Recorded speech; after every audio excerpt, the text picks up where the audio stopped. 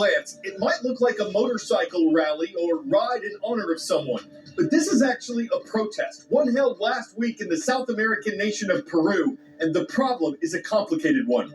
Peru is struggling with violence. Certain types of crime jumped dramatically between 2023 and 2024, and they've continued to rise. The government's been under increasing pressure to deal with the attacks, some of which have been carried out by people on motorcycles. And in mid-April, new restrictions were announced. Anyone who wants to ride in the capital of Lima has to wear a vest with a license plate on its back, and passengers aren't allowed. The clear idea is to clamp down on attackers who try to get around and get away on bikes. But the protesters here say they're bikers, not criminals, and that those methods won't work. They agree their country has a crime problem. The protest's leader says more law enforcement is needed, even if it means that lawful riders are stopped by police multiple times daily.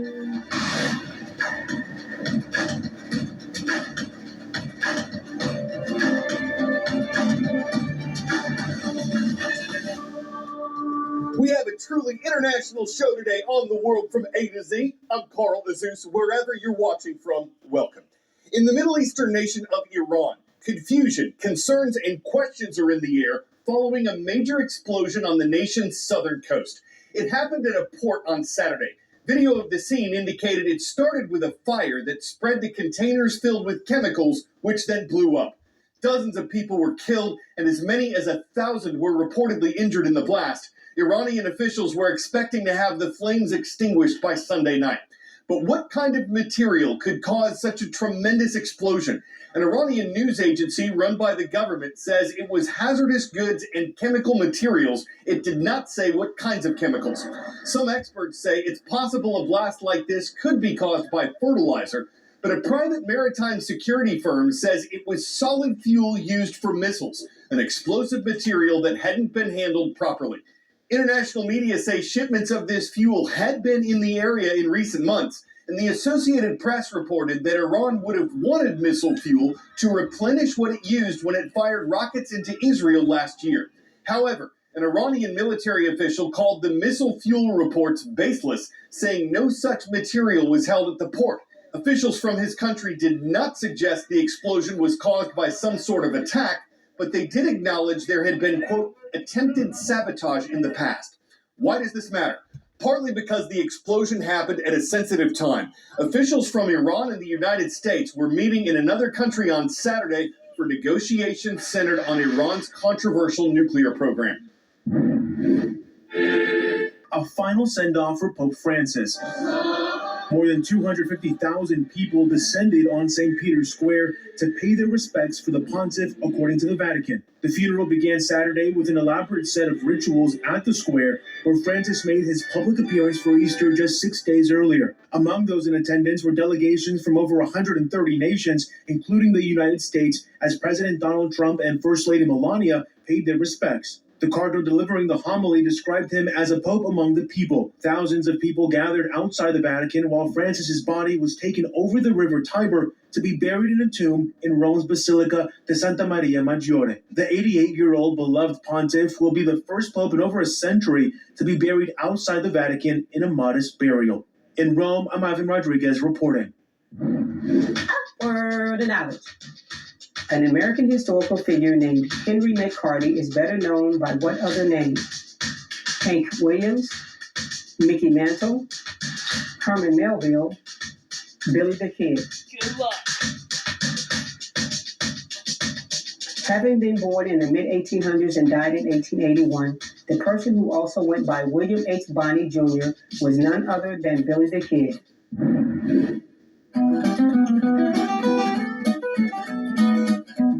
On this date in world history. World War II ended in 1945, but April 28, 1952 was when the Treaty of Peace with Japan took effect. Also known as the Treaty of San Francisco, it formally ended the Allies' war with Japan, set up compensation for some victims of Japan's wartime actions, and ended the Allied occupation of the Asian country.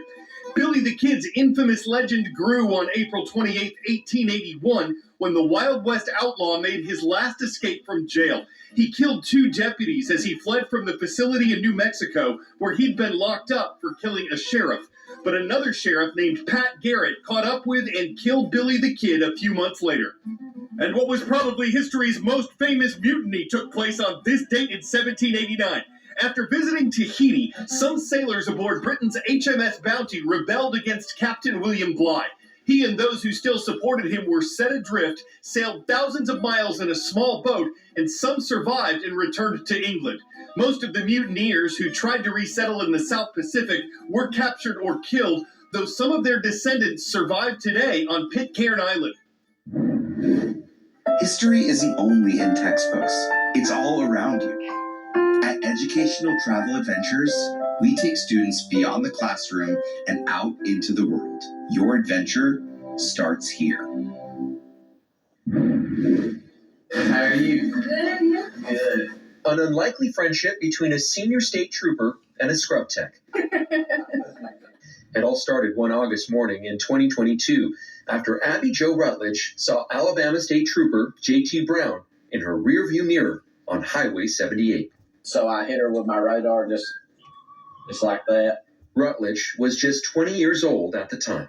What was going through your head when you got pulled over? Just that sinking, empty stomach feeling like, oh man, I'm going to have to pay an expensive ticket. She was shaking very bad. She was super nervous. And I was like, hey, we're going to try to win somebody over today. Brown said he decided to take a different approach with Rutledge. The two of them ended up talking for about 10 to 15 minutes. She really didn't have a clue what she wanted to do with her life. And maybe being a dad, I was like, well, we need to talk about this. It was him telling me to start my life or else I would get a ticket. Brown let Rutledge off with the warning and advice that changed her life.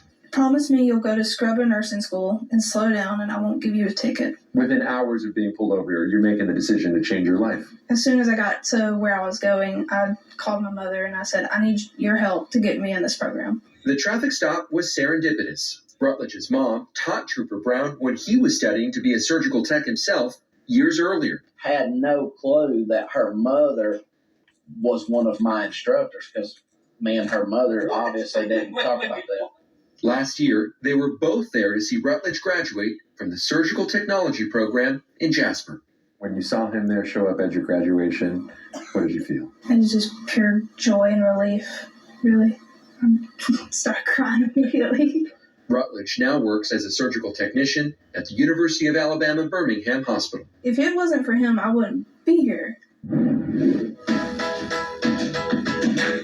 Quote, work hard and be nice. It's advice that's helped me a lot. It's the motto of Bighorn Middle School. From Bighorn, Wyoming, we welcome Mrs. Benter's class at the home of the Rams in the Cowboy State. Second stops in South Carolina. From Little River, we see Mrs. Amy's class at North Myrtle Beach Middle School. The Chiefs are online in the Palmetto State. And it totally makes sense there'd be Spartans in a city named Battle Creek. Mrs. Scarp's class at Lakeview High School is watching from the Great Lakes state of Michigan.